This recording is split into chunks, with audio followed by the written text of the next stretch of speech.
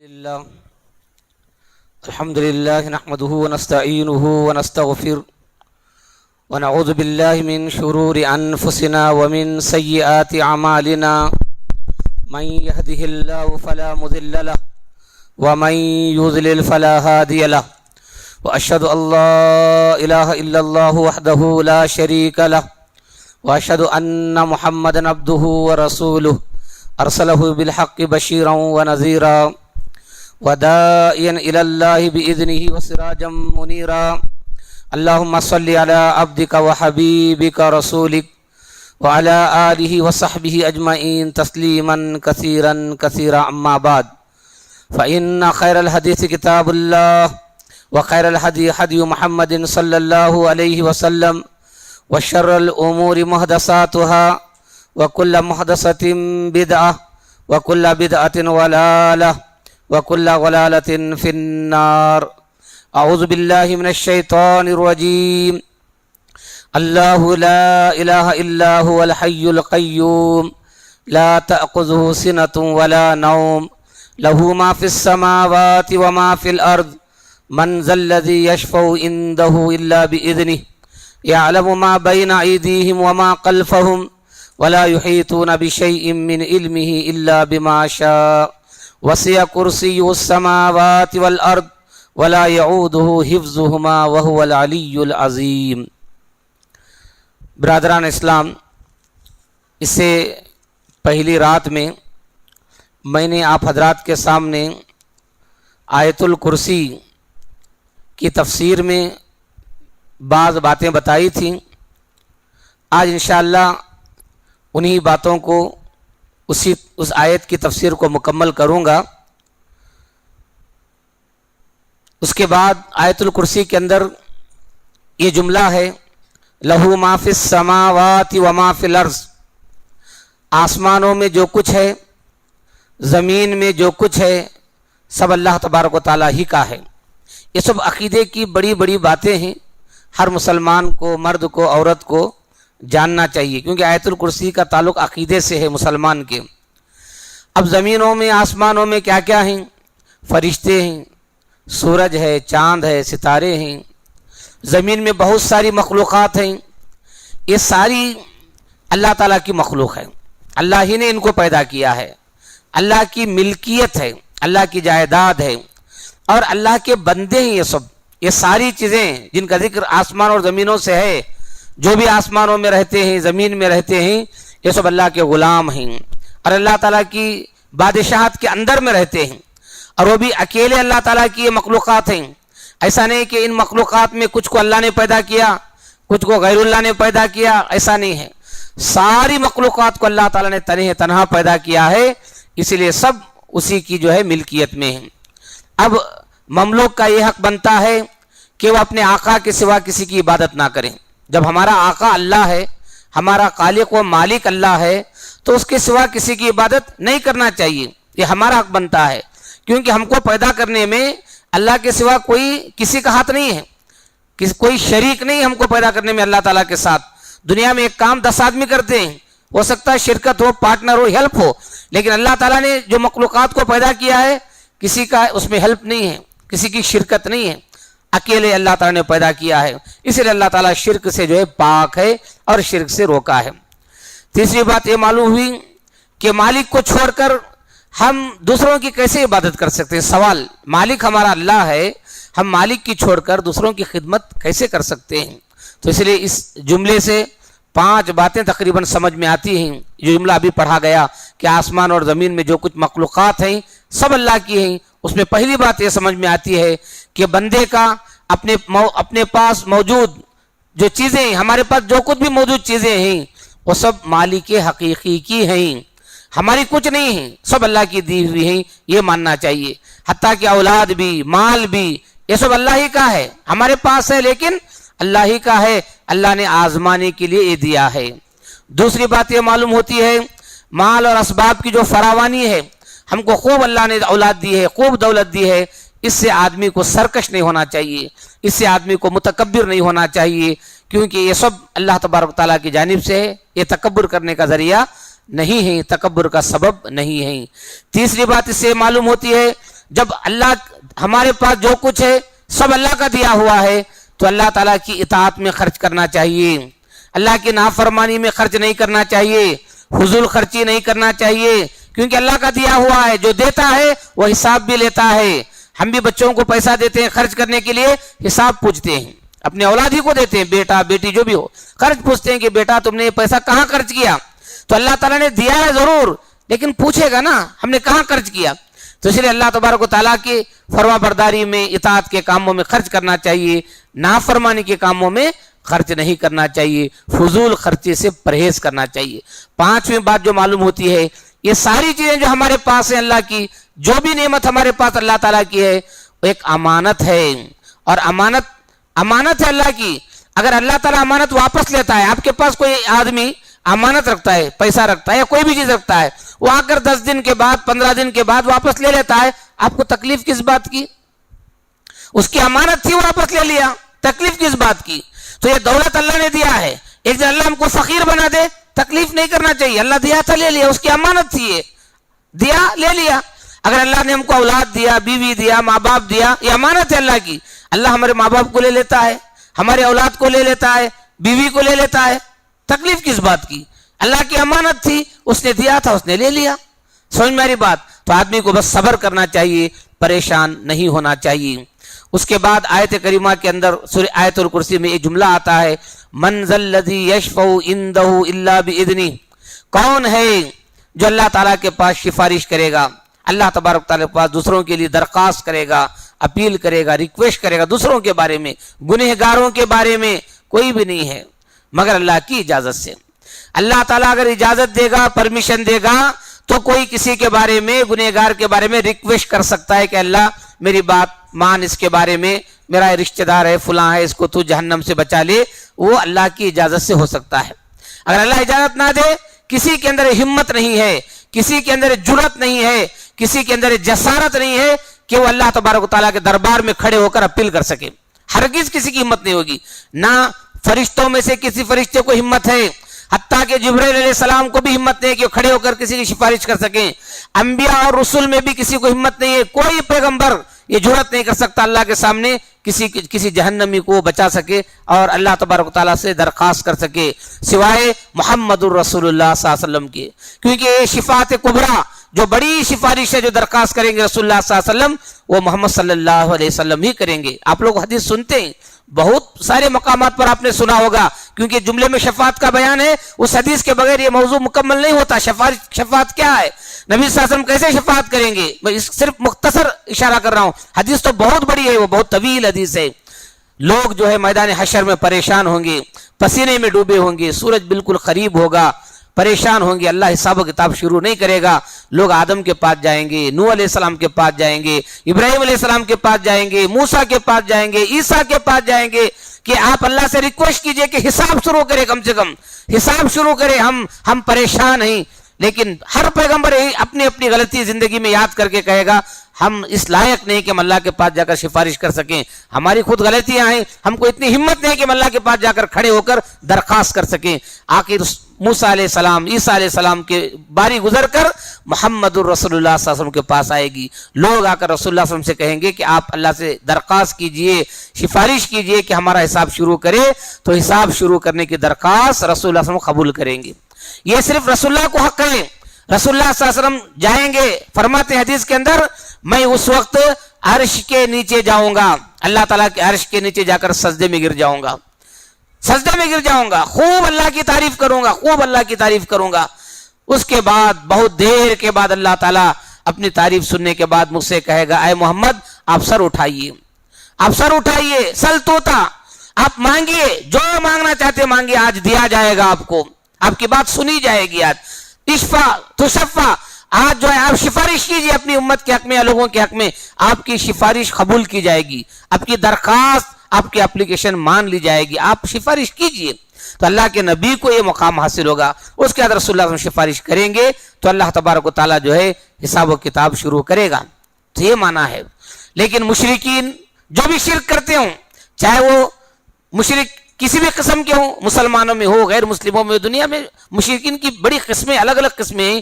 مشرکین بہت سارے لوگوں کو، کوئی بتوں کو، کوئی اولیاء کو سفارشی سمجھتے ہیں، وہ یہ سمجھ کر عبادت کرتے ہیں، ان کی پوجا پاٹ کرتے ہیں کہ قیامت کے دن ہماری سفارش کریں گے، ہم کو اللہ کے پاس درخواست کر کے جہنم سے بچائیں گے، اس لیے عبادت کرتے ہیں، بس اور کوئی مقصد نہیں عبادت کرنے کا۔ مورتیوں کی پوجا کرنے والے بھی اسی مقصد سے کرتے ہیں کہ یہ بت، یہ مورتی ہم کو اللہ کے پاس بچائیں گے، آ کر ہمارے بارے میں سفارش کریں گی۔ اور اولیاء کی پوجا کرنے والے بھی، عبادت کرنے والے یہی سمجھ کر ان کی عبادت کرتے ہیں، یہ اولیاء ہم گنہگاروں کو اللہ کے پاس سفارش کریں گے، ہم کو بچا لیں گے۔ لیکن وہاں کوئی سفارش کرنے والا نہیں ہے، کوئی بچانے والا نہیں ہوگا۔ تو اس جملے کے اندر یہ بات معلوم ہوئی کہ مشرکین جو عقیدہ رکھتے ہیں کہ اللہ کے علاوہ بھی کوئی سفارش کرنے والا ہے، وہ جو ہے معبود باطلہ کی سفارش نہیں ہوگی قیامت کے دن۔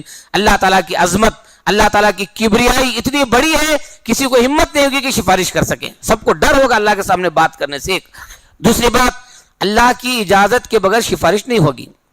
اللہ اجازت دے گا، فرشتے بھی سفارش کریں گے، اللہ اجازت دے گا، پیغمبر بھی سفارش کریں گے، اللہ اجازت دے گا، صالحین بھی سفارش کریں گے۔ اللہ اجازت دینا، اللہ کی اجازت کے بغیر کوئی سفارش نہیں کر سکتا۔ یہ بات جو ہے اس مسئلے میں ہم کو سمجھ میں آتی ہے۔ تو اسی لیے بخاری اور مسلم کی حدیث جو میں نے سنایا نبی کریم صلی اللہ علیہ وسلم کی، اس میں آپ صلی اللہ علیہ وسلم فرماتے ہیں کہ میں سفارش کروں گا، اپنا سر اٹھاؤں گا، پھر اللہ تبارک تعالیٰ مجھ سے فرمائے گا میرے لیے ایک تعداد، میری امت میں سے ایک تعداد کو اللہ مقرر کرے گا، آپ اتنی تعداد کو اپنی امت میں سے جہنم سے نکال سکتے ہیں، آپ سفارش کر سکتے ہیں، میں جو ہے میری امت کے اتنے لوگوں کو سفارش کر کے جہنم سے نکالوں گا اور ان کو جنت میں داخل کروں گا۔ رسول اللہ صلی اللہ علیہ وسلم سفارش کر کے اللہ تعالیٰ کے پاس کامیاب ہوں گے اور اللہ تعداد مقرر کرے گا، اتنی تعداد کو آپ اپنی امت سے جہنمیوں کو نکال سکتے ہیں۔ آپ صلی اللہ علیہ وسلم اتنی تعداد نکالیں گے جہنم سے اور جنت میں داخل کریں گے۔ کتنی بڑی بات ہے، یہ سفارش رسول اللہ صلی اللہ علیہ وسلم کو حاصل ہے۔ تو اس لیے ہم سب کو رسول اللہ کی سفارش حاصل کرنے کی کوشش کرنا چاہیے۔ کیا کیا ذریعے ہو سکتے ہیں، یہ عنوان نہیں ہے کہ میں بتاؤں، ہم علماء کی زبانی مختلف مقامات پر، مختلف موضوعات پر، مختلف جگہوں میں سنتے ہیں کہ کون کون سی چیزیں جس سے رسول اللہ کی شفاعت حاصل ہوتی ہے، وہ چیزیں ہم اختیار کرنا چاہیے، وہ چیزیں اختیار کرنا چاہیے، ان چیزوں پر عمل کرنا چاہیے جن سے رسول اللہ صلی اللہ علیہ وسلم کی شفاعت ہمیں نصیب ہو سکتی ہے۔ تو رسول اللہ صلی اللہ علیہ وسلم کی شفاعت ہم کو نصیب ہوگی۔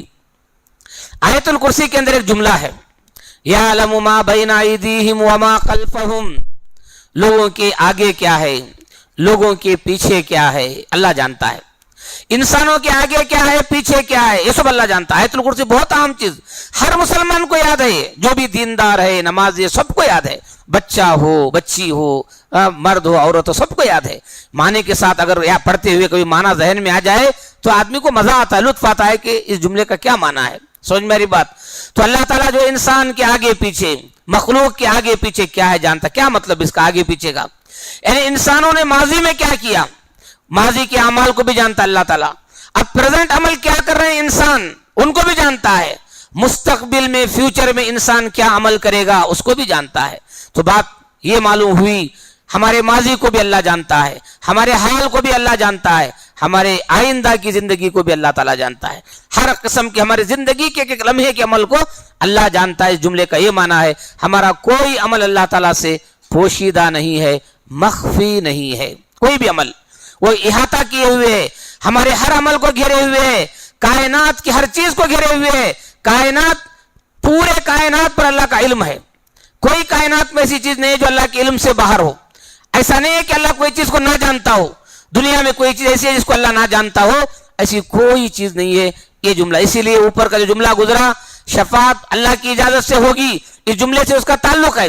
اللہ تبارک تعالیٰ بھی سفارش کرنے کا انبیاء کو، فرشتوں کو، صالحین کو جو اجازت دے گا انہی لوگوں کے بارے میں دے گا جن کے بارے میں اللہ جانتا ہے کہ یہ سفارش کے لائق ہے، یہ درخواست کے لائق ہے، یہ جہنم سے بچانے کے لائق ہے، چلو اس کو ہم فلاں نبی کے ذریعے سے جہنم سے بچا لیں گے، فلاں کے فرشتے کی سفارش سے بچا لیں گے، فلاں نیک انسان کی سفارش سے بچا لیں گے۔ اللہ جانتا ہے کون شفاعت کا حقدار ہے، کون سفارش کا جو ہے مستحق ہے، اللہ جانتا ہے، انہی کے بارے میں اللہ تعالیٰ اجازت دے گا، دوسروں کو نہیں دے گا، دوسروں کو نہیں دے گا۔ ہر ایک کو اللہ سفارش کا جو ہے حقدار نہیں سمجھتا، ہر ایک کو سفارش کا مستحق نہیں سمجھتا، ہر ایک کے بارے میں اللہ تعالیٰ جو ہے سفارش کی اجازت نہیں دے گا۔ یہ بات جو ہے ہم کو اس سے معلوم ہوئی، یہ جملہ اتنا اہم ہے۔ پھر آیت الکرسی کے اندر ایک جملہ یہ ہے لا یحیطون بشیء من علمہ الا بما شاء. لوگ یعنی ہم اور آپ، انسان، فرشتے ہوں، جنات ہوں، انسان ہوں، اللہ کی جو مخلوقات ہیں جن کو عقل ہے، سمجھ ہے، یہ عقل والی مخلوقات اللہ کے علم میں سے کسی بھی چیز کا احاطہ نہیں کر سکتی. یعنی اللہ تعالیٰ کے علم میں سے کسی بھی چیز کو جان نہیں سکتی. نہ اللہ کے علم کو ہم جان سکتے ہیں، نہ اللہ کی ذات کو ہم جان سکتے ہیں. اللہ کے بارے میں ہم کچھ نہیں جان سکتے الا بما شاء، مگر اللہ جو ہم کو بتانا چاہے. اللہ اپنے علم کے بارے میں ہم کو بتانا چاہتا ہے تو ہم جان لیتے ہیں. اللہ اپنی ذات کے بارے میں کچھ بتانا چاہتا ہے تو ہم جان لیتے ہیں. اللہ تعالیٰ جب تک نہ بتائے کوئی نہیں جانتا، نہ انبیاء، نہ فرشتے، نہ جنات، نہ انسان. اللہ کے بارے میں کوئی کچھ جان ہی نہیں سکتا، جان ہی نہیں سکتا. یہ جملے کا تو کتنی عقیدے کی اہم باتیں اس آیت الکرسی کے اندر. اس لیے آیت الکرسی کی بڑی اہمیت ہے، اس لیے آیت الکرسی کی بڑی اہمیت ہے.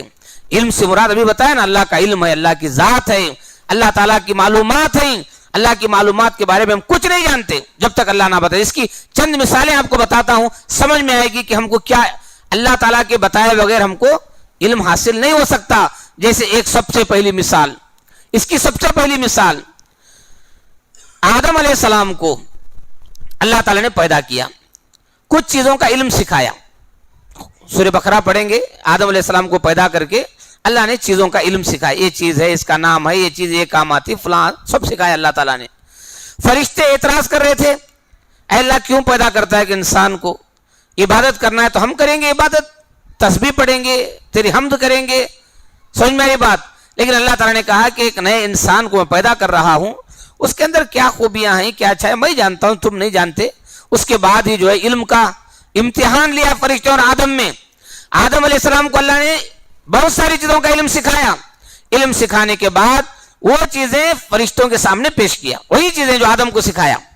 آدم کو جو سکھایا علم، وہی چیزیں فرشتوں کے سامنے پیش کیا اور پوچھا اے فرشتوں اب بتاؤ، تم اعتراض کر رہے تھے نا انسان کو کیوں پیدا کر رہے ہو، اب بتاؤ یہ چیزیں، ان چیزوں کے نام کیا ہیں، ان چیزوں کی خاصیتیں کیا ہیں، اس چیز کا نقصان کیا ہے، اس چیز کا فائدہ کیا ہے، بتاؤ مجھے.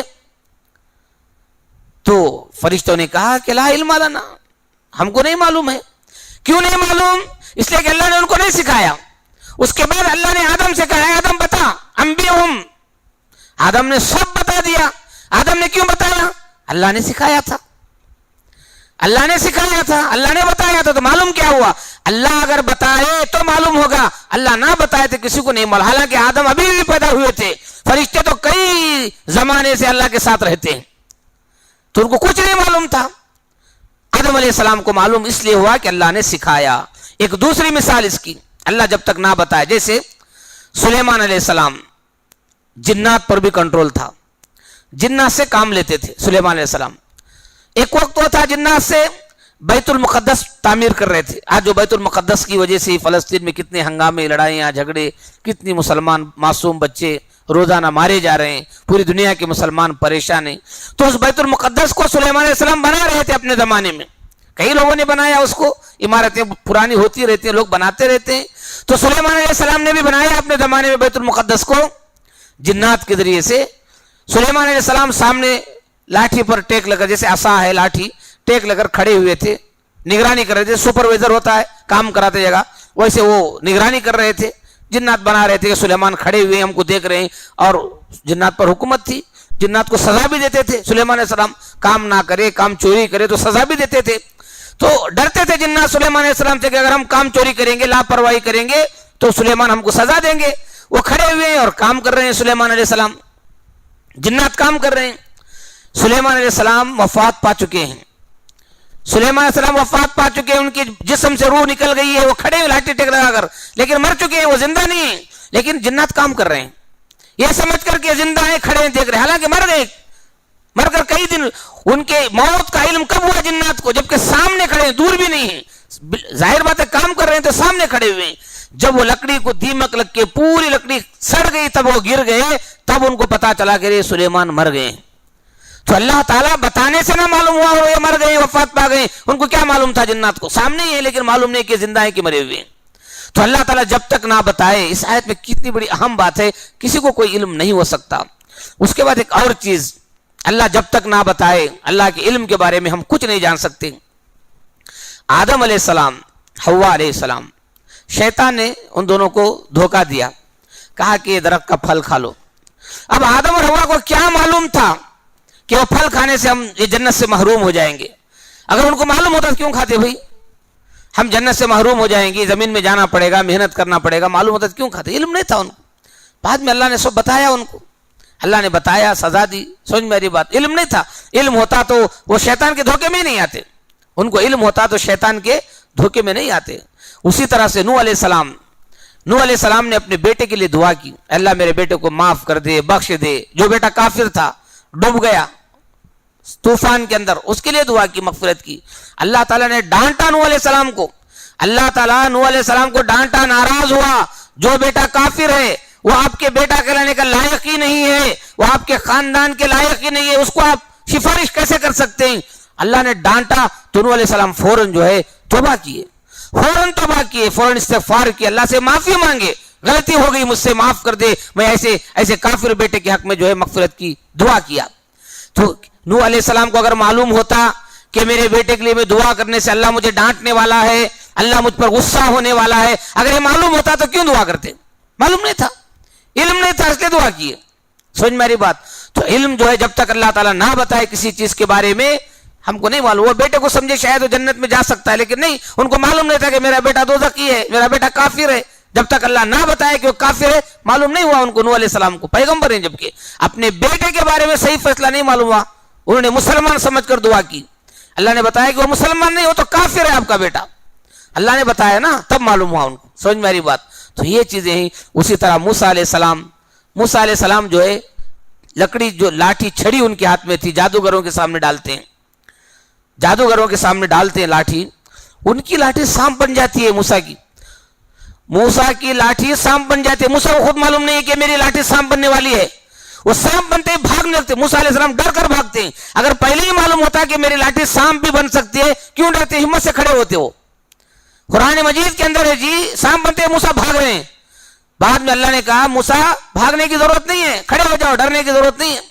تو پیغمبروں کو بھی خود علم نہیں، جب تک اللہ تعالیٰ نہ بتائے کہ یہ چیز کچھ نہیں کر سکتی، یہ چیز تم کو نقصان نہیں پہنچا سکتی. وہ ڈر گئے کہ سانپ نقصان پہنچائے گا اور بھاگنے لگے. موسیٰ علیہ السلام اپنی لاٹھی سے ڈر کر بھاگنے لگے. تو یہ چیزیں ہیں. اسی طرح سلیمان علیہ السلام کا ایک اور واقعہ ہدہد کا. سلیمان علیہ السلام کے پاس مختلف فوج تھی، ملٹری تھی، بہت سارے لوگوں، پرندوں پر بھی حکومت تھی، پرندوں سے بھی کام لیتے. جو ہدہد پرندہ تھا وہ خبر لے کر آتا تھا، جہاں جہاں نیوز لے کر آتا تھا سلیمان علیہ السلام کو، فلاں کیا ہو رہا، فلاں ملک میں، فلاں ایریے میں کیا کر، سب خبر لا کر بتاتا ہدہد پرندہ سلیمان علیہ السلام کو. اور کہیں پانی کی ضرورت پڑتی ہے تو زمین میں وہ بتاتا کہ یہاں پانی ہے، یہاں کھودو. یہ کام سلیمان علیہ السلام ہدہد پرندے سے لیتے تھے. ایک مرتبہ غائب ہوا، ضرورت پڑی سلیمان علیہ السلام کو کسی چیز کی، اسی کے کام کی، ہدہد پرندے کے کام کی ضرورت پڑی. اس وقت وہ ایبسنٹ تھا، غیر حاضر تھا. کہا کہ وہ کہاں چلا گیا میری اجازت کے بغیر؟ اگر وہ صحیح عذر ریزن لے کر آیا تو ٹھیک ہے، ورنہ میں اس کو ذبح کر دوں گا، اس کی جان لے لوں گا. لیکن ہدہد پرندہ آیا، اس نے بلقیس کی حکومت کا پورا واقعہ آ کر سنایا. یمن گیا تھا وہ ہدہد پرندہ، یمن جا کر وہاں بلقیس رانی جو تھی اس کی پورا واقعہ لا کر سنایا، تب وہ بچ گیا. سمجھ میری بات؟ تو سلیمان علیہ السلام پیغمبر ہیں، جنات پر حکومت ہے، پرندوں پر حکومت ہے، انسانوں پر حکومت ہے، لیکن ایک پرندہ کہاں گیا ان کو علم نہیں ہے. اللہ تعالیٰ جب تک نہ بتائے تو اللہ تبارک تعالیٰ کے علم کے بغیر ہم کچھ حاصل نہیں کر سکتے. حضرت عیسیٰ علیہ السلام، سورہ مائدہ کی آخری آیتیں پڑھیے. قیامت میں اللہ تعالیٰ عیسیٰ علیہ السلام سے پوچھے گا، کیا تم نے عیسائیوں کو، کرسچنوں کو یہ پیغام دیا تھا، یہ میسیج دیا تھا کہ میری ماں مریم اور میں عیسیٰ یسوع مسیح، سمجھ میری بات، میری عبادت کرو اور میری ماں کی عبادت کرو چرچوں کے اندر؟ کیا تم نے یہ اپنی امت سے کہا تھا، کرسچنوں سے کہا تھا؟ اللہ پوچھے گا عیسیٰ علیہ السلام سے. تو اللہ تعالیٰ کہیں گے، اے اللہ، جب تک میں زندہ تھا اپنی امت میں نے تو کبھی یہ نہیں کہا کہ میری ماں کی عبادت کرو، میری عبادت کرو. میں تو ہمیشہ ایک اللہ کی عبادت کی دعوت دیتا رہا اپنی قوم کو. اب میں مر گیا، میرے مرنے کے بعد، میرے اٹھائے جانے کے بعد، میرے دنیا سے اٹھائے جانے کے بعد آسمانوں پر کیا ہوا میں نہیں جانتا، اور تیرے دل میں کیا ہے میں نہیں جانتا. اللہ سے کہا کہ تیرے دل میں کیا ہے میں نہیں جانتا، تو جانتا ہے. ان کے بارے میں نہیں جانتا. تو یہاں عیسیٰ علیہ السلام نے جو کہا اللہ کے بارے میں، اللہ تیرے دل میں جو ہے، تیرے نفس میں جو ہے میں نہیں جانتا، کیا مطلب؟ ہم اللہ کے بارے میں نہیں جان سکتے. پیغمبر خود کہہ رہے ہیں کہ ہم تیرے بارے میں نہیں جان سکتے کہ تیرے اندر کیا ہے جب تک تو نہ بتائے. تو اللہ جب تک نہیں بتائے گا ہم کو، پیغمبروں کو یا فرشتوں کو، انسانوں کو بات معلوم نہیں ہوتی. تو اس طرح کی بہت ساری چیزیں ہیں جس سے پتہ چلتا ہے کہ جب تک اللہ تعالیٰ نہ بتائے کسی کو اس کا علم نہیں ہو سکتا. یہ چیزیں ہمیں اس کا پتہ دے رہی ہیں. تو یہ اللہ تبارک و تعالیٰ کی مخلوق، اللہ تبارک و تعالیٰ کے بندے ہیں جن کو اللہ کے بارے میں کچھ بھی علم نہیں ہے. اگر علم آتا ہے تو اللہ تعالیٰ کی جانب سے آتا ہے. ایک اور جگہ اللہ نے سورہ مریم میں فرمایا ان کل من فی السماوات والارض، آسمان اور زمین میں جو کچھ ہے، الا آتی الرحمن عبدا، وہ سب رحمان کے پاس بندے بن کر آئیں گے. زمین میں، آسمان میں فرشتے ہو، انسان اور جنات ہو. اللہ کیا فرماتے ہیں؟ قیامت کے دن آئیں گے تو کیسے آئیں گے؟ غلام بن کر آئیں گے اللہ کے پاس، غلام بن کر آئیں گے، عاجز غلام، بندے بن کر آئیں گے. ہر انسان لقد احصاهم وعدهم عدا، اللہ تبارک تعالیٰ نے ان کو گن کر رکھا ہے، شمار کر کے رکھا ہے. کلہم آتی یوم القیامت فردا، ہر انسان قیامت کے دن تنہا آئے گا، تنہا آئے گا، جماعت کی شکل میں نہیں آئے گا، دوستوں کے ساتھ، فرینڈ کے ساتھ نہیں آئے گا، تنہا آئے گا. جب سب اللہ تبارک تعالیٰ کے غلام ہیں، بندے ہیں، پھر اس کی اولاد کیسے بھی؟ اللہ کی اولاد کیسے ہو سکتی ہے؟ سوال. جب سب اس کے غلام ہیں تو اللہ کی اولاد کہاں سے ہو سکتی ہے؟ اللہ کے لیے اولاد لائق نہیں ہے. سب کا مطلب آدم علیہ السلام سے لے کر قیامت کی صبح تک جتنے انسان پیدا ہوئے، چاہے جنات ہوں فرشتے ہو، وہ سب انسانوں کو اللہ گن کر رکھا ہے. سب اللہ کے قابو میں ہیں، اللہ کی گرفت میں ہیں. کوئی ایک انسان بھی، ایک جن بھی اللہ کی گرفت سے، اللہ کے کنٹرول سے، اللہ کے علم سے باہر نہیں ہے. سب اللہ تعالیٰ کی نگاہ میں ہیں، اللہ سے کوئی پوشیدہ نہیں. یہ مانا ہے کوئی کسی کا مددگار نہیں ہوگا قیامت کے دن. سمجھ میں میری بات؟ مال بھی مددگار نہیں ہوگا، مال بھی مددگار نہیں ہوگا. سورہ شورى میں اللہ نے فرمایا یوم لا ينفع مال ولا بنون، قیامت کا دن ایسا دن ہوگا نہ مال کام آئے گا نہ بیٹے کام آئیں گے.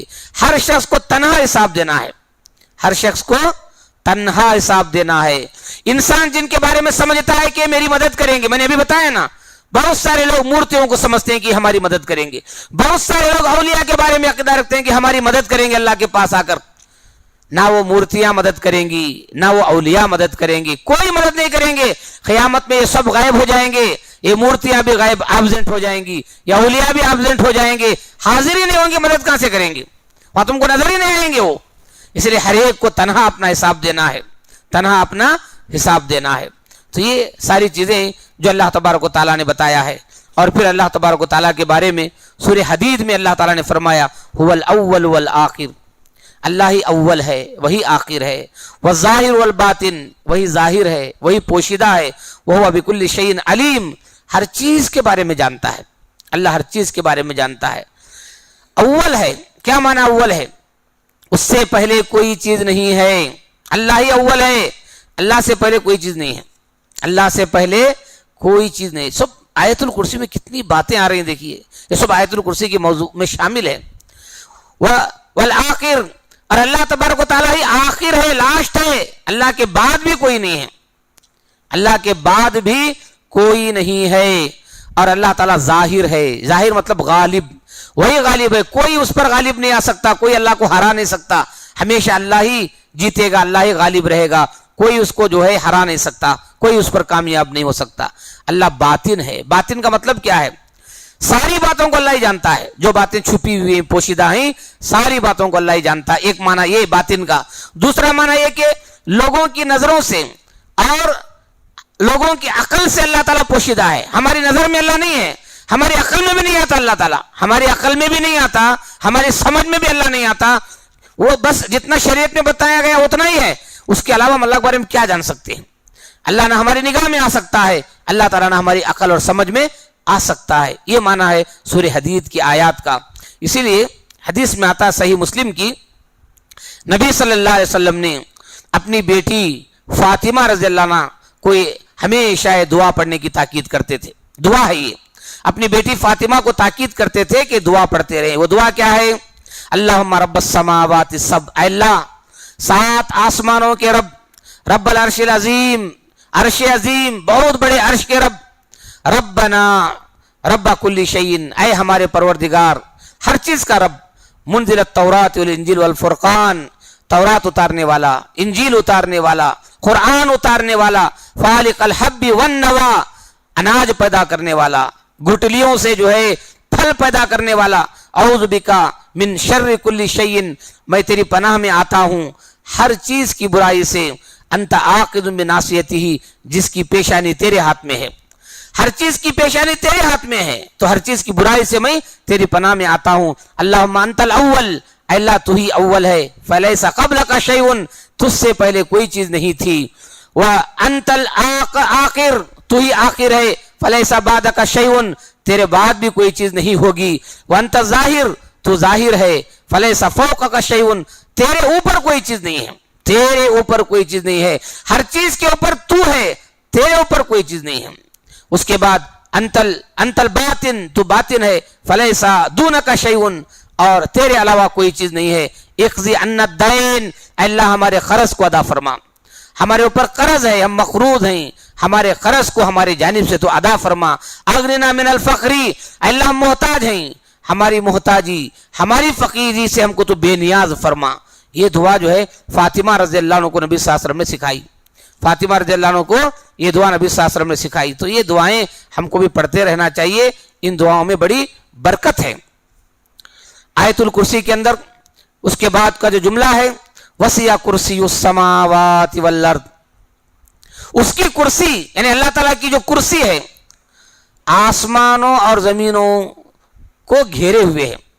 7 आसमान 7 जमीन, इसको एक कुर्सी घेरी हुई है। अब अंदाजा लगाइए अल्लाह ताला की कुर्सी कितनी बड़ी होगी। 7 आसमानों को घेरे हुए है, 7 जमीनों को घेरे हुए अल्लाह ताला की कुर्सी। तो ये कुर्सी के बारे में बताया गया इसके अंदर, इसी से आयतुल कुर्सी इसका नाम रखा गया है। अब ये कुर्सी क्या है, कुर्सी की तफसीर में सहाबा ने, मुफस्सिरीन ने बड़ी बातें बताई हैं। उसमें से जो है बाज मुफस्सिरीन ने बताया कुर्सी जो है अल्लाह के कदम रखने की जगह है, जिस पर अल्लाह कदम रखता है, पैर रखता है, उस जगह को कुर्सी कहते हैं। एक कौल है मुफस्सिरीन का, एक कौल मुफस्सिरीन का कुर्सी के बारे में कि अल्लाह का इल्म, अल्लाह का जो इल्म है, अल्लाह का जो नॉलेज है, वो जमीनों आसमानों को घिरे हुए है, उसके इल्म से कोई चीज बाहर नहीं है, जमीन की हो या आसमान की हो। एक माना ये लिया गया है। कुर्सी का एक माना लिया गया है कि बादशाहत, यानी अल्लाह ताला की बादशाहत 7 आसमान 7 जमीन को घिरे हुए है, उसकी बादशाह से कोई चीज बाहर नहीं है, उसकी सल्तनत से, उसकी हुकूमत से कोई चीज बाहर नहीं है। एक माना ये भी लिया गया है। और कुर्सी का एक माना जो है अर्श लिया गया है, यानी कुर्सी भी वही है, अर्श भी वही है, कुर्सी भी वही है, अर्श भी वही है, दोनों एक ही माना है, ये माना भी लिया गया है। बहरहाल सलफ सालेहीन ने इसके बहुत सारे माने बताए हैं, लेकिन बाज़ उलमा ने बताया अर्श अलग है, कुर्सी अलग है, अर्श अलग है, कुर्सी अलग है। अबू मालिक रहमतुल्लाह फरमाते हैं कुर्सी जो है अर्श इलाही के नीचे है, अर्श अलग है, कुर्सी अलग है। कुर्सी कहाँ है? अर्श के नीचे है, अर्श ऊपर है और अर्श के नीचे जो है कुर्सी है। इमाम सुद्दी रहमतुल्लाह फरमाते हैं जमीन व आसमान कुर्सी के दरमियान में है।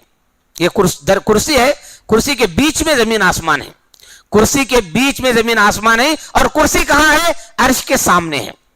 ये इमाम सुद्दी रहमतुल्लाह ने, इतने सब उलमा इकराम के जो है अक़वाल हैं कुर्सी के बारे में। तो ये सारे अक़वाल हैं, लेकिन सलफ़ सालेहीन का हमारा अक़ीदा है, अहले सुन्नत वल जमात का, सलफ़ सालेहीन का, कि अल्लाह ताला के बारे में या अल्लाह ताला के अस्मा व सिफ़ात के बारे में जो भी बात कुरान हदीस में आती है वैसे ही मानना जैसे अल्लाह ने बताया है, उसकी तावील नहीं करना। अब कुर्सी अल्लाह ने कहा तो हम मानेंगे कि कुर्सी है बस, वरना अल्लाह ताला को दूसरा लफ्ज़ इल्म हो तो इल्म इस्तेमाल कर सकता था अल्लाह ताला। वसिया कुर्सी वसिया इल्म हो बोल सकता था, बादशाह को तो वसिया मुल्क हो बोल सकता था। अरबी में अल्लाह को बोलना नहीं आता क्या? अल्लाह ने कुर्सी क्यों लाया? तो मतलब है कि कुर्सी है तो कुर्सी ही मानना, बस उसकी तावील नहीं करना कि उससे इल्म मुराद है, उससे जो है उसकी हुकूमत मुराद है, सब नहीं करना, तावीलात है। बस कुर्सी है तो कुर्सी ही है, कुर्सी ही लेंगे कि उसकी कुर्सी है तो कुर्सी है। और कुर्सी के बारे में बताया कि कुर्सी क्या है, मुफस्सिरीन ने बताया कि कुर्सी क्या है, अर्श के अलावा कुर्सी है जो अल्लाह ताला के अर्श के सामने है या अर्श के नीचे है, उसके बीच में जो जमीन आसमान है, ये कुर्सी की तारीफ है। अर्श अलग है, अर्श अलग है, कुर्सी अलग है। अब सोचिए 7 आसमान 7 जमीनों को ये कुर्सी घेरी हुई है, तो अर्श कितना बड़ा होगा, جبکہ یہ کرسی عرش کے سامنے عرش کے نیچے ہے. عرش کتنا بڑا ہوگا تب؟ سمجھ میں آ رہی بات؟ ولا یعود حفظہما، آخری جملہ آیت الکرسی کا، ولا یعود حفظہما، زمین اور آسمانوں کی حفاظت سے اللہ تھکتا نہیں ہے. ہم تھک جاتے ہیں، ہم کسی کی حفاظت کرتے کرتے، ہم کو ڈیوٹی ہے بھائی، ہم اپنے کام سے تھکتے ہیں، اپنے ڈیوٹی سے تھکتے ہیں. واچ مین بھی تھکتا ہے، کتنا وہ دیکھے گا. ہر انسان تھکتا ہے اپنے کام سے، کوئی چل کر تھکتا ہے، کوئی کھا کر بھی تھکتا ہے، کھانے سے بھی تھکتے ہیں لوگ، بس بھائی تھک گیا ہوں کھا کھا کر. سمجھ میری بات؟ یعنی ہر چیز سے تھکاوٹ ہوتی ہے، بتانا چاہ رہا ہوں ہر چیز میں تھکاوٹ ہے انسانوں کی. لیکن اللہ تعالیٰ زمین اور آسمانوں کی جو حفاظت کر رہا ہے نا، کوئی تھکاوٹ نہیں ہے. اللہ کے لیے اس کی حفاظت کرنا آسان ہے. زمین اور آسمانوں کی حفاظت کرنا اللہ تعالیٰ کے لیے بہت آسان ہے، کوئی مشکل عمل نہیں ہے. سمجھ میں آ رہی بات؟ تو اس لیے اللہ تعالیٰ زمین آسمان کی نگرانی کر رہا ہے، ہر انسان کی نگرانی کر رہا ہے. کوئی انسان اللہ سے غائب نہیں ہے، کوئی چیز اللہ سے غائب نہیں ہے. ہر چیز اللہ کے سامنے چھوٹی ہے، حقیر ہے، بہت چھوٹی ہے. ہم سمجھتے ہیں کہ ہم بہت بڑے ہوں گے، نہیں. اللہ کے علم کے سامنے بہت چھوٹی چیزیں ہیں، اور ہر چیز اللہ کی ضرورت ہے، ہر چیز کو اللہ کی ضرورت ہے. لیکن اللہ کو کسی بھی چیز کی ضرورت نہیں ہے، اللہ بے نیاز ہے. اور اللہ جو بھی کر سکتا ہے کوئی پوچھنے والا نہیں ہے. اللہ کو کوئی پوچھنے والا ہے کیا؟ یہ کیوں کیا، کدھر کیا؟ نہیں. اللہ کچھ بھی کر سکتا ہے، اسے کوئی نہیں پوچھنے والا، کوئی سوال کرنے والا نہیں ہے. لیکن ہم اور آپ کریں گے، انسان اور جنات کریں گے تو اللہ سوال کر سکتا ہے، اللہ پوچھ سکتا ہے. وَهُوَ الْعَلِيُّ الْعَظِيمُ، اللہ تعالیٰ جو ہے سب سے بلند رتبے والا ہے، اور اللہ تعالیٰ جو ہے عظمت والا ہے. اللہ تعالیٰ کیا ہے؟ عظمت والا ہے. اللہ تبارک تعالیٰ جو ہے بہت ہی بڑا ہے. تو یہ جو یہاں تک جو ہے اس آیت کی تفسیر ختم ہوئی. آیت الکرسی کی جو تفسیر تھی، اس سے پہلے تاخرات میں نے بتایا وہ آدھی تھی. آج آیت الکرسی کی یہ تفسیر مکمل ہوئی تو آپ نے سمجھا کہ آیت الکرسی، اس کے اندر عقیدے کی کتنی اہم باتیں ہیں، خاص کر اللہ تبارک تعالیٰ کے بارے میں، کہ اللہ تبارک تعالیٰ کے بارے میں کیسی اہم باتیں اس جو ہے آیت الکرسی کے اندر بتائی گئی ہیں. اب آپ کو میں آیت الکرسی کے فضائل پر کچھ باتیں بتانا چاہتا ہوں. اس آیت الکرسی کی بھی بہت بڑی فضیلتیں ہیں جن کو فضائل آیت الکرسی کہا جاتا ہے. سب سے پہلی فضیلت یہ ہے، قرآن کی عظیم ترین آیت ہے. عظیم کا مطلب بڑی نہیں ہے، لمبی نہیں ہے. عظیم کا مطلب ہے عظمت والی، شان و شوکت والی، رتبے میں، مقام میں بڑی، پوزیشن میں بڑی، یہ معنی. ورنہ قرآن مجید کی سب سے لمبی آیت تو سورہ بقرہ میں آیت دین ہے. سمجھ میں آ رہی بات؟ سب سے لمبی آیت وہ ہے آیت دین. تو یہ عظیم آیت ہے. عظیم کا مطلب رتبے میں، پوزیشن میں، لمبی میں نہیں، لمبی میں نہیں. سمجھ میں آ رہی بات؟ لمبی آیت نہیں ہے، مقام مرتبہ اس کا بڑا ہے. میں ایک سوال یہاں آپ سے کرنا چاہتا ہوں. آیت الکرسی میں بہت ساری مخلوقات کا علم آیا، کرسی کا بھی علم آیا. ایک ہے کرسی، ایک ہے عرش، اور زمین بھی ہے، آسمان بھی ہے، فرشتے بھی ہیں، جنات بھی ہیں، سمندر بھی ہے. آپ کے علم میں سب سے بڑی مخلوق کون سی ہے؟ آپ کو کوئی معلوم ہے؟ کبھی آپ کو معلوم ہوگا؟ شریعت کی روشنی میں ایک سوال ہے، سب سے بڑی مخلوق جس کو اللہ نے پیدا کیا ہے، کریچر، کون ہو سکتا ہے؟ آپ بتائیے، کسی کو معلوم ہو تو بتائیے. سب سے بڑی مخلوق، ہاں؟ فرشتے، مچھلی؟ اچھا ٹھیک ہے، ٹھیک. سب سے بڑی مخلوق جس کو اللہ نے پیدا کیا ہے، اچھا جبرائیل علیہ السلام. اچھا، اور کسی کوئی علم ہے؟ ہاں؟ ارے ماشاء اللہ، بارک اللہ فی علمک، ماشاء اللہ. دیکھو نا، صحیح بولے ہمارے بھائی. دنیا میں سب سے بڑی مخلوق عرش الہی سے بڑھ کر کوئی مخلوق نہیں ہے. سمجھ میں آ رہی بات؟ عرش سب سے بڑی مخلوق، عرش سے بڑھ کر کوئی مخلوق اللہ پیدا نہیں کیا. عرش بھی مخلوق ہے جس پر اللہ رہتا ہے، عرش پر اللہ رہتا ہے، لیکن عرش مخلوق ہے اللہ تعالیٰ کی. تو سب سے بڑی مخلوق عرش ہے. جہاں حدیث کے اندر اس کا ذکر آتا ہے، تو یہاں کرسی کا ذکر آیا تو کرسی کے ساتھ عرش کے بارے میں معلومات رکھیے کہ سب سے بڑی مخلوق عرش ہے. عرش سے بڑی کوئی مخلوق نہیں ہے. تو یہاں آیت الکرسی سب سے عظیم آیت ہے. صحیح مسلم میں حدیث ہے، ابی ابن کعب رضی اللہ تعالیٰ عنہ کی، فرماتے ہیں، اے ابو منذر، اتدری ای آیت من کتاب اللہ معک اعظم، کیا آپ کو معلوم ہے؟ کیونکہ ابی ابن کعب صحابہ میں حافظ قرآن تھے. آپ کو معلوم ہے کہ کون سی آیت کریمہ سب سے عظمت والی ہے قرآن مجید کے اندر؟ تو انہوں نے جواب دیا، ان کو معلوم تھا، علم تھا، جواب دیا، اللہ لا الہ الا هو الحی القیوم. یہ آیت سب سے عظمت والی ہے، آیت الکرسی. آپ صلی اللہ علیہ وسلم نے دعا دی، کہا वल्लाहि लियहनिकल इल्म अबुल मुंजिर, ऐ अबुल मुंजिर आपका इल्म मुबारक हो, आपका इल्म मुबारक हो। आपने सही जवाब दिया, दुआ दी रसूलुल्लाह सल्लल्लाहु अलैहि वसल्लम ने। उसके बाद आयतुल कुर्सी के बारे में दूसरी बात, अल्लाह के बाबरकत नाम आयतुल कुर्सी में है। अल्लाह के बहुत सारे नाम हैं, सब नाम अच्छे हैं, सब नाम अच्छे हैं, लेकिन बाबरकत नाम आयतुल कुर्सी के अंदर है। उसमें पहला नाम है अल्लाह। अल्लाह जो है, अल्लाह का जो है नाम है, इसमें जलाला बोलते हैं, और अल्लाह का वो जाती नाम है। जैसे हमारा आपका जाती नाम है, वैसे अल्लाह तबारक तआला का अल्लाह तो लफ्ज़ अल्लाह जो है उसका जाती नाम है। और बाकी जो इसमें आजम एक अल हय्यू है जिसका जिक्र तफसीर में गुजरा, दूसरा अल कय्यूम है। अल्लाह एक इसमें आजम है, हय्यू एक इसमें आजम है, कय्यूम एक इसमें आजम है। ये सब अल्लाह ताला के बड़े बड़े नाम हैं, दुआओं में इनको कसरत से पढ़ना चाहिए। तो आयतुल कुर्सी के अंदर इसमें आजम है, इसके जरिए जो दुआ की जाती है कबूल की जाती है। इससे पहले बात गुजर चुकी है। तीसरी बात आयतुल कुर्सी के बारे में, आयतुल कुर्सी पढ़ने से शैतान दूर हो जाता है। आयतुल कुर्सी पढ़ने से शैतान दूर होता है। रमजान ही का वाकया है, रमजान ही का वाकया है। अभी जो आखिरी अशरा चल रहा है, आखिरी अशरे ही का वाकया है। सहाबा के ज़माने में सही वाकया अबू हुरैरा रज़ियल्लाहु अन्हु बयान फरमाते हैं कि सदक़तुल फ़ित्र जो लोग अदा करते हैं, सहाबा जो है 2 दिन 3 दिन पहले सदक़तुल फ़ित्र अदा करते थे, रसूलुल्लाह को देते थे, फ़कीरों को नहीं। अल्लाह के नबी सल्लल्लाहु अलैहि वसल्लम वो जमा करके रखते थे, चांद नजर आने के बाद फ़कीरों में तकसीम करते थे। अब वो जो अनाज जमा करके रखा हुआ है, उस अनाज की देखभाल करना ना, इसे रखो नहीं छोड़ सकते, तो उसकी देखभाल के लिए अबू हुरैरा रज़ियल्लाहु अन्हु को मुकर्रर किया था। अनाज की देखभाल के लिए अबू हुरैरा रज़ियल्लाहु अन्हु देखभाल करते थे। एक रात ऐसा हुआ, कोई आया और जो है वो अपने हाथों से अनाज भर रहा है, चोरी कर रहा है, ज़कातुल फ़ित्र का अनाज चोरी करके ले जा रहा है। अबू हुरैरा ने उसको पकड़ लिया, चोर को पकड़ लिया, कहा कि मैं रसूलुल्लाह के पास तुझे ले जाऊंगा, रसूलुल्लाह के पास ले जाऊंगा। तो उसने कहा नहीं, मैं मोहताज हूँ, मेरे बीवी बच्चे हैं, मैं गरीब हूँ, अब मैं बहुत ज़रूरतमंद हूँ। तो अबू हुरैरा ने छोड़ दिया, छोड़ो ज़रूरतमंद है, गरीबों का ही माल है, छोड़ दिया, पहले दिन माफ़ कर दिया। सुबह हुई तो रसूलुल्लाह ने पूछा कि या अबू हुरैरा, कल रात तुमने एक कैदी को पकड़ लिया था, क्या किया, उसके साथ क्या किया? तो अबू हुरैरा ने बताया कि उसने अपनी मजबूरी बयान की, मैंने छोड़ दिया, अब वो शायद नहीं आएगा कल। अल्लाह के नबी ने कहा कि नहीं, वो कल भी आएगा।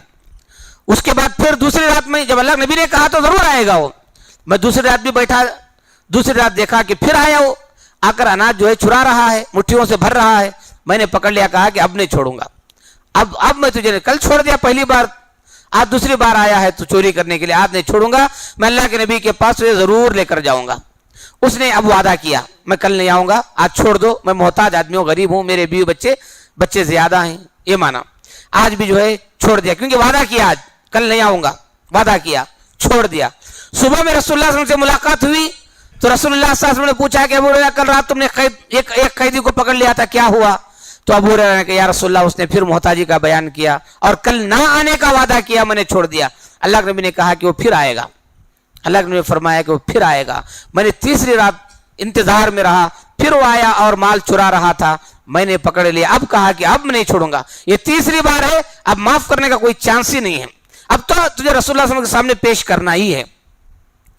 लेकिन उसने तीसरी मर्तबा उसने कहा, देखो मैं तुमको एक इल्म सिखाता हूं, चंद कलिमात सिखाता हूं, और वो कलिमात ऐसे हैं, उन कलिमात से अल्लाह ताला तुमको फायदा पहुंचाएगा। अब सहाबा का मिजाज क्या था, इल्म और भलाई कहीं से भी हासिल हो उसके लिए कुछ कंप्रोमाइज कर देते थे। इल्म के लिए भलाई पाने के लिए सहाबा कंप्रोमाइज करते थे। यहाँ इल्म सिखाना चाह रहा ना वो, इसलिए चलो भाई इल्म आएगा, इल्म के बदले क्या है, कुछ अनाज ले जाए, कोई बात है, हमको इल्म आएगा, ये समझकर अबू हुरैरा रज़ियल्लाहु अन्हु ने कहा ठीक है भाई सिखाओ, वो क्या कलिमात हैं सिखाओ। तो उसने सिखाया, जब तुम बिस्तर पर जाओ सोने के लिए रात में आयतुल कुर्सी पढ़ो, इज़ा अवैत अला फिराशिक फक़रा आयतुल कुर्सी, सोने से पहले बिस्तर पर आयतुल कुर्सी पढ़ो, सो जाओ। फ़इन्नका लन यज़ाल अलैका मिनल्लाहि हाफ़िज़, तुम्हारे पास अल्लाह की जानिब से एक निगरानी करने वाला फरिश्ता आएगा, तुम्हारे पास खड़े होकर वो निगरानी करेगा। वला यक़रबन्नका शैतानुन हत्ता तुस्बिहा, सुबह होने तक शैतान तुम्हारे करीब नहीं आएगा, सुबह होने तक शैतान तुम्हारे करीब नहीं आएगा। मैंने उसको छोड़ दिया, कितनी बड़ी बात है। फ्री खाली आयतुल कुर्सी पढ़कर सोने से एक वॉचमैन मिल रहा है हम, वो भी ऐसा वॉचमैन जो हमारी जान की, माल की, सेहत की हिफाजत करेगा। یہاں ہم اپنے گھر کی یا کھیت کی یا دکان کی حفاظت کرنے کے لیے لوگوں کو تنخواہ دینا پڑتا، 15 20 ہزار 25 ہزار، ایک فرشتہ حفاظت کے لیے آ رہا بھائی، لیکن ہم پابندی نہیں کرتے، ان سب چیزوں کی پابندی نہیں کرتے، بس فلم دیکھتے دیکھتے سو رہے ہیں، موبائل دیکھتے دیکھتے سو رہے ہیں، کرکٹ میچ دیکھتے دیکھتے سو رہے ہیں، مسلمان ہیں لیکن سب مسلمان ہیں، دین سیکھنے کا شوق نہیں ہے، بس ایک رسم بن گیا ہے، لوگ جو شریک ہوتے ہیں نا ایک رسم ہے، اور اس میں بھی لوگوں نے چن لیا ہے، اس کی سننا اس کی نہیں سننا، یہ عالم کی سننا یہ عالم کی نہیں سننا، دین کی بات سننا نہیں ہے، اللہ کی بات سننا، رسول کی بات سننا، یہ مزاج نہیں ہے، سب بھی تو دین کی بات اتنا بتاتی ہیں، سب تو اللہ رسول کی بات اتنا بتاتی ہیں، سمجھ میری بات، لوگوں نے مزاج بنا لیا ایسے، لوگوں نے ایسا مزاج بنا لیا، سمجھ یہ سب کیسا مزاج ہے؟ دین سیکھنے کا ایسا مزاج ہوتا ہے کیا؟ نہیں ہوتا۔ تو صحابہ نے ابلیس سے بھی علم سیکھا، سمجھ میری بات، رسول اللہ صلی اللہ علیہ وسلم نے پوچھا، اے ابو ہریرہ معلوم تھا 3 دن سے جس سے تم بات کر رہے تھے، 3 دن سے جسے تم پکڑ رہے تھے، وہ کون تھا معلوم تم کو؟ کہا کہ مجھے نہیں معلوم۔ رسول اللہ نے فرمایا کہ وہ شیطان تھا، سمجھ میری بات، شیطان نے سکھایا آیت الکرسی۔ آیت الکرسی کس نے سکھایا؟ شیطان نے سکھایا۔ تو رسول اللہ صلی اللہ علیہ وسلم نے فرمایا اما انہ قد صدقک وہو کذوب، شیطان جھوٹا ہوتا ہے۔ رسول اللہ نے فرمایا کہ شیطان جھوٹا ہے، وہ ہمیشہ جھوٹ بولتا ہے، لیکن اس نے آج سچ بتایا۔ آیت الکرسی کے بارے میں جو تم کو سکھایا وہ اس نے سچ بتایا، سچ بات سکھایا۔ کیسی بڑی بڑی باتیں ہیں۔ تو اس لیے بھائیو آیت الکرسی پڑھنا چاہیے، اس سے حفاظت ہوتی ہے۔ ایک اور حدیث ہے مسند احمد اور ترمذی وغیرہ کے، ابو ایوب انصاری رضی اللہ عنہ کہتے ہیں ان کے گھر میں ایک طاق محراب تھا، اس میں وہ کھجوریں رکھتے تھے۔ وہ دیکھ رہے ہیں کہ کھجوریں جو ہے طاق میں سے کم ہو رہی ہیں، کوئی چرا رہا ہے، ایک جنی آ کر چراتی ہے، انہوں نے پکڑ لیا جنی کو اور کہا کہ میں تم کو رسول اللہ کے پاس لے جاؤں گا، لیکن اس جنی نے کہا کہ نہیں چھوڑ دو، چھوڑ دیا میں نے۔ رسول اللہ صلی اللہ علیہ وسلم نے کہا کہ کل بسم اللہ کہہ کے پکڑو اس کو، اور ایک انہوں نے کیا کیا، ابو ایوب انصاری رضی اللہ انہوں نے بسم اللہ کہہ کے پکڑا اور کہا عجیبی رسول اللہ، چلو رسول اللہ کے پاس حاضر ہو جاؤ، رسول اللہ کے پاس حاضری دو، تم کو لے جانا ہے۔ وہ قسم کھائی، جنی قسم کھائی کہ وہ دوبارہ نہیں آئے گی، اس لیے انہوں نے چھوڑ دیا۔ آپ نے فرمایا کہ اس جنی کا کیا ہوا صبح میں؟ انہوں نے کہا کہ اس نے قسم کھائی کہ وہ نہیں آئے گی۔ رسول اللہ نے فرمایا کہ نہیں، وہ اس جنی نے جھوٹ کہا ہے، اس کی عادت ہے جھوٹ بولنا، وہ ضرور آئے گی۔ پھر وہ آئی تو میں نے پکڑ لیا دوبارہ، اسی طرح جو ہے وہ دوبارہ بھی نہ آنے کی قسم کھائی تو چھوڑ دیا۔ ایسی بات دوسری بار بھی ہوئی، تیسری مرتبہ بھی میں نے اس کو پکڑ لیا، تیسری بار بھی میں نے کہا کہ ماں انا بتارکی کی حتی ذهب بک الی النبی، آج میں چھوڑنے والا نہیں ہوں، تجھے رسول اللہ کے پاس لے جاؤں گا۔ تو جنی کہنے لگی انی ذاکرۃ لک شیئا آیت الکرسی، میں تم کو آیت الکرسی سکھاؤں گی، اقرا فی بیتک، اپنے گھر میں پڑھو، فلا یقرب کا شیطان ولا غیرہ، شیطان بھی قریب نہیں آئے گا، تم کو نقصان پہنچانے والی چیز بھی قریب نہیں آئے گی۔ سمجھ میری بات؟ تو یہ بتا رہی حدیثیں کہ آیت الکرسی پڑھنے سے شیطان ہمارے گھر میں بھی نہیں آئے گا، ہمارے قریب بھی نہیں آئے گا۔ تیسرا واقعہ نسائی اور ابن حبان وغیرہ کا ہے، ابی ابن کعب رضی اللہ عنہ کے بارے میں آتا ہے کہ وہ اپنے کھلیان میں، کھلیان جو ہوتا ہے کسان اناج وغیرہ رکھتا ہے کھلیان میں، وہ کھجور رکھا کرتے تھے، انہوں نے دیکھا کہ کھجوریں ان کی بھی جو غائب ہو رہی ہیں، کم ہو رہی ہیں۔ ایک رات جاگ کر دیکھا انہوں نے، کیا ہو رہا ہے دیکھیں گے، دیکھا کہ اچانک ایک نوجوان جو ہے ان کے سامنے آتا ہے اور ان کو سلام کرتا ہے، یہ بھی جواب دیتے ہیں، پوچھتے ہیں کہ تم جن ہو یا انسان ہو، اس نوجوان سے پوچھتے ہیں تم جن ہو یا انسان ہو، تو نوجوان کہتا ہے کہ میں جن ہوں، اور وہ بھی ایسا جن ہوں کہ تمام جنات میرے بارے میں یہ سمجھتے ہیں کہ میں سب سے زیادہ طاقتور ہوں، جنات میں میں طاقتور ہوں۔ نوجوان ہوتے ہیں، انسانوں میں بھی ہوتے ہیں نا طاقتور نوجوان ہوتے ہیں، ہمارے گاؤں محلے میں بھی ہوتے ہیں سب سے طاقتور نوجوان، تو اس ایریے میں جو ہے وہاں کے علاقے میں وہ طاقتور جن تھا، وہ کہہ رہا ہے کہ میں طاقتور ہوں۔ ابی ابن کعب رضی اللہ نے کہا کہ اپنا ہاتھ دکھاؤ مجھے، اس نے اپنا ہاتھ دکھایا، ان کو دکھایا تو کہتے ہیں کہ میں نے پکڑا تو اس کا ہاتھ جو ہے کتے کے جیسا تھا، اور اس کے ہاتھ پر ویسے ہی بال تھے جیسے کتے کے جسم پر بال ہوتے ہیں، جیسے کتے کے جسم پر بال ہوتے ہیں ویسے ہی بال تھے۔ تو بہرحال میں نے پوچھا کہ تم کیوں آئے ہو یہاں پر؟ اس جن نوجوان نے بتایا کہ میں اناج لے جانے کے لیے آیا ہوں، کھجور لے جانے کے لیے۔ پوچھا کیوں لے جانا چاہتے ہو؟ اس نے کہا مجھے معلوم ہوا کہ آپ صدقہ خیرات زیادہ کرتے ہیں، فقیروں کو مسکینوں کو زیادہ صدقہ خیرات کرتے ہیں، میرا بھی حق ہے، میں بھی فقیر ہوں محتاج ہوں، تمہارے مال میں صدقے کا مال لے جانا میرا بھی حق ہے، میں اپنا مال لے جانے کے لیے آیا ہوں، اپنا حصہ لے جانے کے لیے آیا ہوں آپ کے صدقہ خیرات میں سے، یہ اس نے بتایا۔ تو بہرحال صبح ہوئی، لیکن اس نے کہا دیکھو ہم سے تم بچنا چاہتے ہو، اس نے بھی سکھایا ان کو उबय इब्न काब रज़ियल्लाहु अन्हु को, तुम हमसे बचना चाहते हो, महफूज रहना चाहते हो, आयतुल कुर्सी पढ़ो, तुम नहीं रहोगे, तुम हमारी जानिब से तुमको नुकसान नहीं पहुंचेगा। सुबह में पढ़ोगे, शाम तक अल्लाह फरिश्ते की जरिए तुम्हारी हिफाजत करेगा, शाम में पढ़ोगे, सुबह तक अल्लाह ताला फरिश्ते के जरिए तुम्हारी हिफाजत करेगा। ये लफ्ज जो है उसके हैं। बहरहाल रसूलुल्लाह से मुलाकात हुई, रसूलुल्लाह सल्लल्लाहु अलैहि वसल्लम को पूरा वाक़या उन्होंने सुनाया, तो रसूलुल्लाह सल्लल्लाहु अलैहि वसल्लम ने कहा सदक़ल खबीस, वो नापाक था, जिन जो है नापाक है, खबीस है, लेकिन उसने सच बात बताया, सच बात बताया। तो ये सब वाक़यात हैं।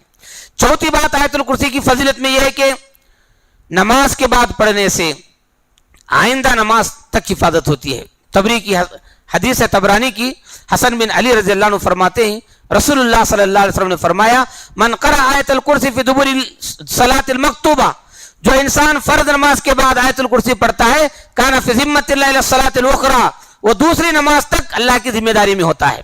एक और नमाज आने तक अल्लाह ताला की जिम्मेदारी में होता है। तो अल्लाह ताला की जिम्मेदारी में जो हो, अल्लाह ताला की जमानत में, अल्लाह की गारंटी में जो हो, जाहिर बात है कि अल्लाह खालिक है, मालिक है, पूरी कायनात का मुंतजिम है, मुदब्बिर है। तो अल्लाह तबारक व तआला जिसको दोस्त बना ले वो कोई जलील नहीं हो सकता। इन्नहु ला युज़िल्लु मन वालिद, वित्र की दुआ में सुनते हैं, अल्लाह जिसको दोस्त बना ले, अल्लाह का दोस्त कभी जलील नहीं हो सकता।